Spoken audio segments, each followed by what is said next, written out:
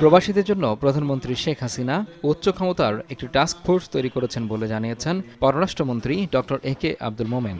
শারজায় এক নাগরিক সংবর্ধনায় প্রধান অতিথির বক্তব্যে এসব বলেন তিনি। কমিটির আহ্বায়ক আব্দুল আলিমের সভাপতিত্বে মোহাম্মদ সেলিম উদ্দিন চৌধুরী ও হাজী শফিকুল ইসলামের যৌথ পরিচালনায় এতে বিশেষ অতিথি ছিলেন রাষ্ট্রদূত doctor Mohammad Imran, consul general Mohammad Iqbal Hossain Khan, প্রকৌশলী মোহাম্মদ আবু জাফর চৌধুরী, অধ্যাপক M A Sabur, engineer Monowar Hossain, engineer Zillur Rahman সহ অনেকে। ভিসা ট্রেডিং বন্ধে একমত হয়েছে বাংলাদেশ এবং সৌদি আরব। সৌদি শ্রম উপমন্ত্রী ডক্টর আবদুল্লাহ বিন নাসের বিন মোহাম্মদ আবু থুনাইনের সাথে বৈঠকে এই কথা জানান প্রবাসী কল্যাণ ও বৈদেশিক কর্মসংস্থান প্রতিমন্ত্রী ইমরান আহমদ। এ সময় উপস্থিত ছিলেন সৌদি আরবে বাংলাদেশের রাষ্ট্রদূত গোলাম মোসি, দূতাবাসের মিশন উপপ্রধান ডক্টর মোহাম্মদ নজরুল ইসলাম, মোহাম্মদ ফজলুল করিম, মোহাম্মদ জাহিদ হোসেন সহ অনেকেই। এবং ওনারা আমাদের লোকজন নিতেও চায়, আরও নিতে চায়।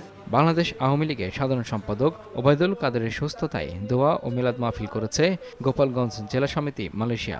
সমিতির সভাপতি শওকত আলী তিনুর সভাপতিত্বে ও সাধারণ সম্পাদক তারিকুজ্জামান মিতুলের সঞ্চালনায় প্রধান অতিথি ছিলেন গোপালগঞ্জ কৃষক লীগের সাংগঠনিক সম্পাদক আহসান হাবিব অপু ও বিশেষ বক্তা ছিলেন সমিতির উপদেষ্টা বিএম বাবুল হাসান।